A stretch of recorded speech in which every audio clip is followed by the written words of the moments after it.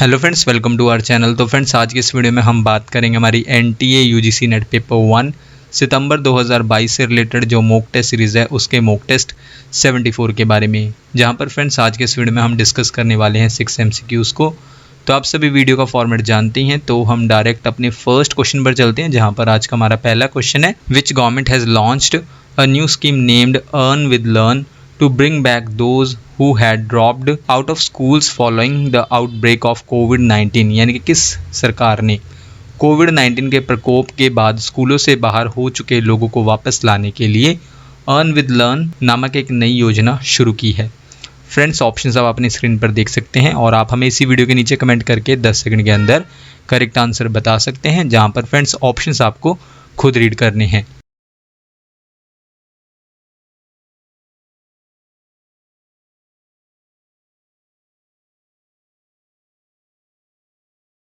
इनमें से वो गवर्नमेंट है ऑप्शन डी, त्रिपुरा गवर्नमेंट। इन्होंने लॉन्च किया है एक नई स्कीम जिसका नाम है अर्न विद लर्न, ताकि वापस लाया जा सके उन स्कूल स्टूडेंट्स को जिन्होंने स्कूल को ड्रॉप आउट कर दिया कोविड-19 की वजह से। जहां पर फ्रेंड्स ये स्कीम किसका पार्ट है? विद्यालय चलो अभियान, यानी कि लेट्स गो टू स्कूल। इस स्कीम का पार्ट है कौन सी scheme? Earn with learn. Earn with learn initiative यानी कि ये पहल जो है त्रिपुरा एजुकेशन डिपार्टमेंट की है, जो इन्वॉल्व करेगी 3rd ईयर स्टूडेंट्स को। कहाँ से? कॉलेजेस से, ताकि वो कंडक्ट कर सके सर्वेस को डिटेक्ट करने के लिए ड्रॉप आउट्स को सभी क्लासेस से। देन इसके बाद जो हर एक वॉलंटियर होगा उसे दिए जाएंगे 500 रुपये अगर वो इनरोल कराते हैं किसी ड्रॉप आउट स्टूडेंट को सेम स्कूल में। और साथ ही साथ आंगनवाड़ी टीचर्स जो हैं वो असिस्ट करेंगी वॉलंटियर्स को, ताकि इस प्रोग्राम को सक्सेसफुल बनाया जा सके। कौन से प्रोग्राम को? अर्न विद लर्न को, जो कि ये स्कीम किसका पार्ट है? विद्यालय चलो अभियान, यानी कि लेट्स गो टू स्कूल का। इसके बाद फ्रेंड्स हमारा नेक्स्ट क्वेश्चन है question number 2। Nokia has partnered with the dash to set up the Nokia centre of excellence in networked robotics.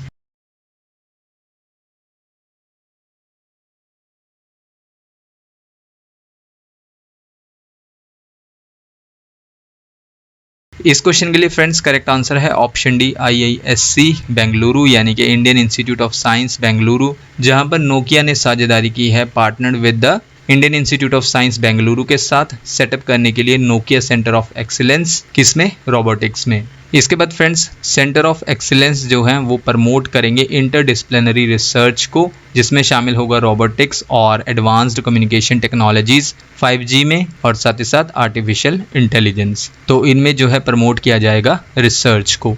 इसके बाद फ्रेंड्स हमारा नेक्स्ट क्वेश्चन है क्वेश्चन नंबर 3 में आपको बताना है, which state has started Bal Vatikas for pre primary students as per national education policy 2020। यानी कि राष्ट्रीय शिक्षा नीति 2020 के अनुसार किस राज्य ने पूर्व प्राथमिक छात्रों के लिए बाल वाटिका शुरू की है?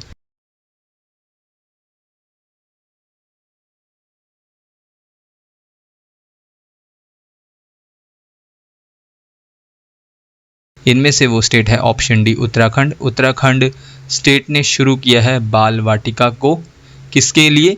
प्री प्राइमरी स्टूडेंट्स के लिए, और किसके अकॉर्डिंग? नेशनल एजुकेशन पॉलिसी 2020 के अकॉर्डिंग। जहां पर फ्रेंड्स उत्तराखंड जो है ऐसा करने वाला पहला स्टेट बन गया है कंट्री में, जहां पर इन्होंने इम्प्लीमेंट करते हुए, लागू करते हुए जो सेंटर की नई एजुकेशन पॉलिसी है, यानी कि नेशनल एजुकेशन पॉलिसी 2020 है, उसको लागू करते हुए वहाँ के जो करंट चीफ मिनिस्टर हैं पुष्कर सिंह धामी, उन्होंने इनॉग्रेट किया है, उद्घाटन किया है किसका? बाल वाटिका का। कहाँ पर? आंगनबाड़ी केंद्रों में पूरे स्टेट में, ताकि मजबूत बनाया जा सके जो प्री प्राइमरी एजुकेशन सिस्टम है उससे। देन इसके बाद फ्रेंड्स नेक्स्ट पॉइंट में बाल वाटिका जो है कार्य करेगी 4457 आंगनबाड़ी केंद्रों में स्टेट के, जो कि बराबर होगा किसके? प्राइवेट स्कूल के नर्सरी क्लासेस के बराबर होगा। इसके बाद सीएम ने ये स्टेटमेंट भी दिया कि जो नेशनल एजुकेशन पॉलिसी है वो रिप्लेस करेगी किसे? जो मैकाले का सिस्टम ऑफ एजुकेशन है उसे रिप्लेस करेगी ये जो नई एजुकेशन पॉलिसी है, जिसे जो है कंट्री में कई दशकों से फॉलो किया जा रहा था। ये जो नई पॉलिसी है ऑफर करती है बच्चों को अपॉर्चुनिटी परस्यू करने के लिए चॉइस बेस्ड एजुकेशन को। इसमें जो है वो स्टडी कर सकते हैं सब्जेक्ट्स को अपनी पसंद की लैंग्वेज में, या फिर उस लैंग्वेज के साथ जिसके साथ वो फेमिलियर हैं, परिचित हैं, यानी कि जानकार हैं जिस लैंग्वेज के, जिस भाषा के, उसमें जो है उस सब्जेक्ट को स्टडी कर सकते हैं। इसके बाद फ्रेंड्स हमारा नेक्स्ट क्वेश्चन है question number 4, which will be the first central university after the roll out of the national education policy 2020। यानी कि फ्रेंड्स राष्ट्रीय शिक्षा नीति 2020 के लागू होने के बाद पहला केंद्रीय विश्वविद्यालय कौन सा होगा?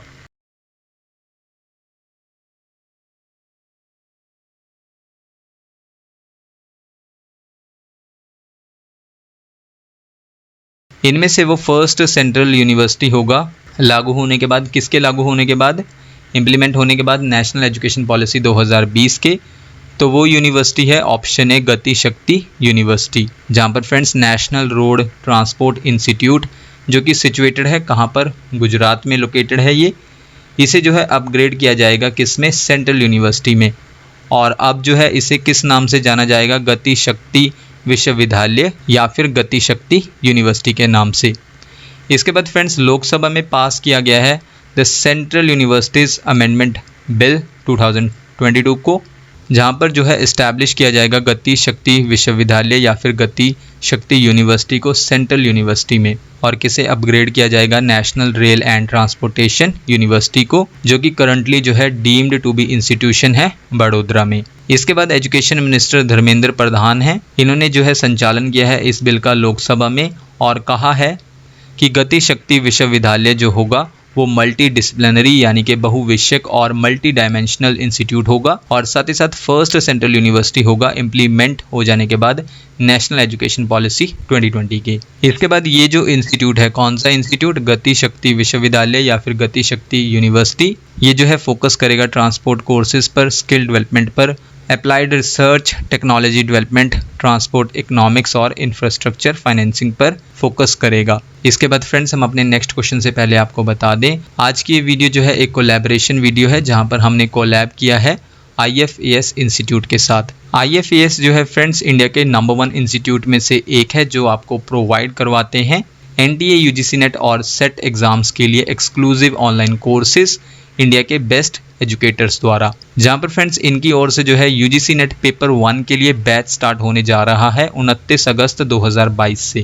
तो अगर आप इनरोल करना चाहते हैं इस बैच के लिए तो उसके लिए आप इनकी ऐप को डाउनलोड कर सकते हैं या फिर इनकी वेबसाइट पर विजिट कर सकते हैं। तो आपको इनकी ऐप, वेबसाइट और यूट्यूब चैनल का लिंक जो है इसी वीडियो के नीचे डिस्क्रिप्शन बॉक्स में मिल जाएगा। और साथ ही साथ फ्रेंड्स अगर आप क्वालिफाई करते हैं UGC नेट या फिर JRF के लिए तो IFAS इंस्टीट्यूट से जो है आप अपनी फ़ीस को 100% वापस पा सकते हैं। इसके बाद फ्रेंड्स हम अपने नेक्स्ट क्वेश्चन पर चलते हैं। Question number 5, which state UT has approved the construction of India's first electronic waste eco park for the effective management of e-waste?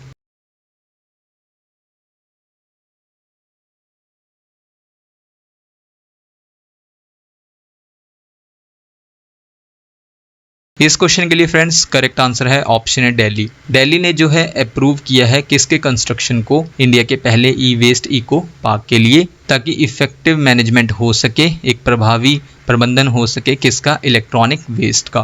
तो जहाँ पर friends computers, telecommunication equipment, consumer electronic devices, solar panels, freezers, cooling equipment, LED bulbs, TVs, monitors, screens etcetera, ये आपके सभी electronic waste हैं। तो friends ये आपका क्वेश्चन बनता है UGC नेट पेपर 1 का जो आपका टॉपिक है पीपल डेवलपमेंट एंड इन्वायरमेंट, उसका जो सब टॉपिक है इलेक्ट्रॉनिक वेस्ट, उससे जो है आपका ये क्वेश्चन बनता है। जहाँ पर फ्रेंड्स दिल्ली के इन्वायरमेंट मिनिस्टर गोपाल राय ने एक जॉइंट रिव्यू मीटिंग की है ऑफिशियल्स के साथ, इन्वायरमेंट डिपार्टमेंट के और दिल्ली पॉल्यूशन कंट्रोल कमेटी के, किसके रिगार्डिंग में कि कंस्ट्रक्शन किया जाएगा ई-वेस्ट इको पार्क का। देन इसके बाद जो दिल्ली के इन्वायरमेंट मिनिस्टर हैं गोपाल राय, उन्होंने कहा कि इंडिया का पहला ई-वेस्ट इको पार्क को विकसित किया जाएगा कहाँ पर? दिल्ली के होलंबी कला में। और कितने एरिया में?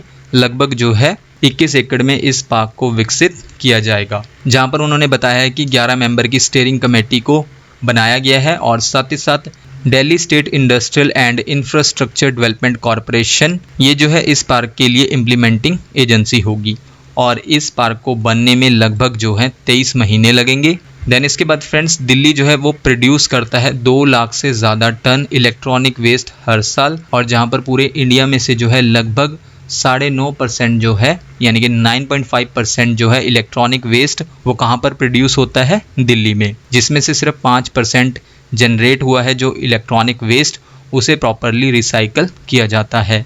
इसी के साथ फ्रेंड्स नेक्स्ट पॉइंट में दिल्ली जो है वो 5th लार्जेस्ट प्रोड्यूसर है ई वेस्ट का इंडिया में, जहां पर सबसे पहले नंबर 1 पर कौन है?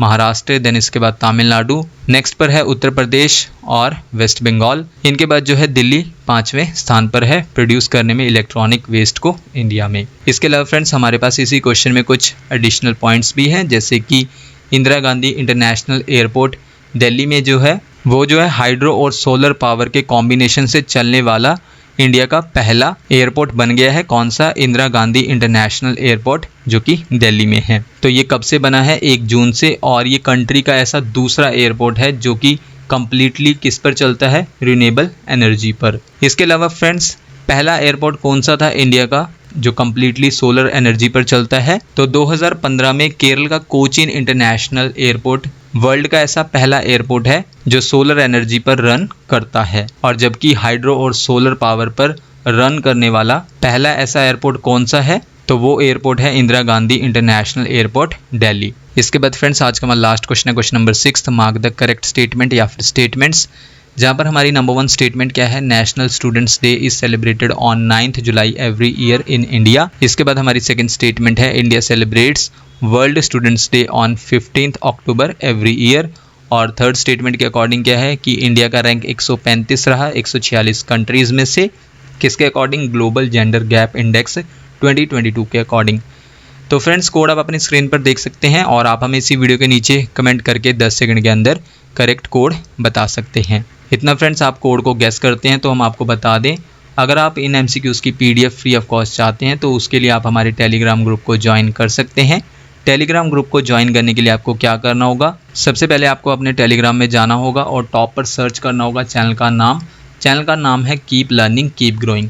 सर्च करने के बाद आपको चैनल शो हो जाएगा, जहाँ पर फ्रेंड्स आप ग्रुप पर क्लिक करके चैनल के ग्रुप को ज्वाइन कर सकते हैं। और फ्रेंड्स आपको वही ग्रुप ज्वाइन करना है जिसके अप्रॉक्सीमेटली 7000 फॉलोअर्स हैं। वहाँ पर आपको इन MCQs की PDF free of cost provide करवा दी जाएगी।